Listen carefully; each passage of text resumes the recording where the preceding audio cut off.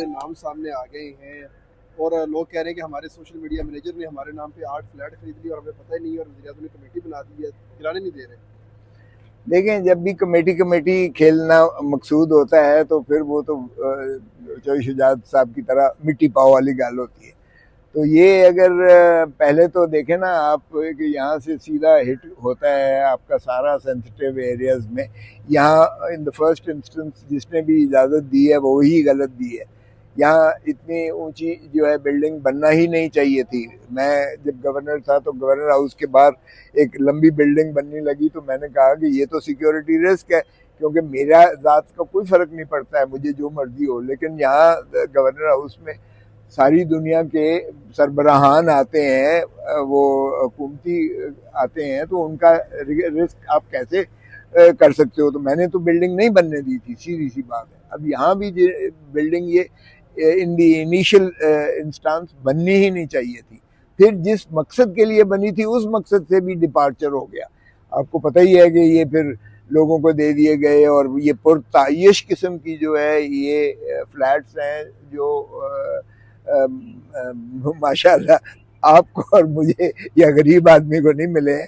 وہ سارے وہی ہیں جو ماشاءاللہ حکومتی اثرات رکھتے ہیں. اس میں خان صاحب کے نام کا بھی ایک فلیٹ ہے. اگر وہ ہے تو میں کوئی جسٹیفائی نہیں کر رہا ہوں. اگر سارے لے رہے تھے تو انہوں نے بھی لے لیا ہوگا. لیکن جو بھی ہے یہ بلڈنگ بیسیکلی ثاقب نثار صاحب نے جو فیصلہ کیا تھا وہ بھی میں سمجھتا ہوں کہ طلال چودھری نے بڑی دھویں دار قسم کی بڑی لمبی چوڑی جو ہے پریس کانفرنس آپ نے دیکھا سونا کہ اس نے کی تھی. تو پھر اس پہ عمل کیوں نہیں ہوا بھائی؟ باقی کون سی چیز تھی؟ ساری تو انکوائریز ہو چکی.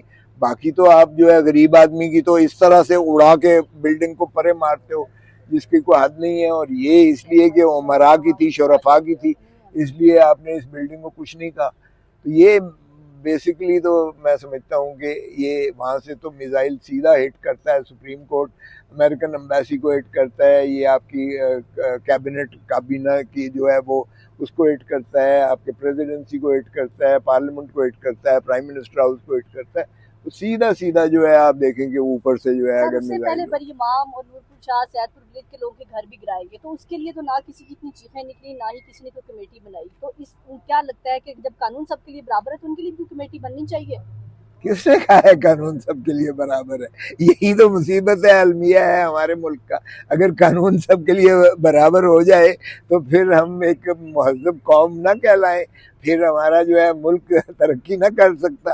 یہی تو المیہ ہے کہ قانون برابر نہیں ہے بدقسمتی سے. صاحب کے بھی 8 فلیٹ ہیں یہاں پہ. وہ کہتے ہیں کہ مجھے نہیں پتا کہ میرے نام پہ کس نے لے لیے. بعد میں کہتے ہیں میرے سوشل میڈیا مینیجر نے لے لیے میرے نام کے اوپر. اس کا مطلب ہے سوشل میڈیا مینیجر زیادہ امیر ہے ان کا.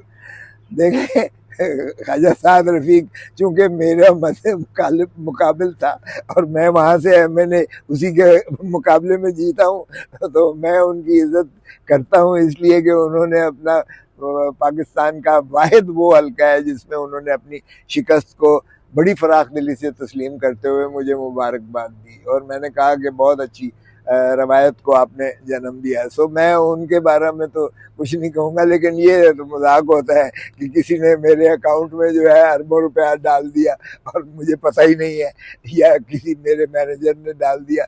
لیکن باہر کیف یہ تو اسی کا جواب تو وہ خود ہی دیں.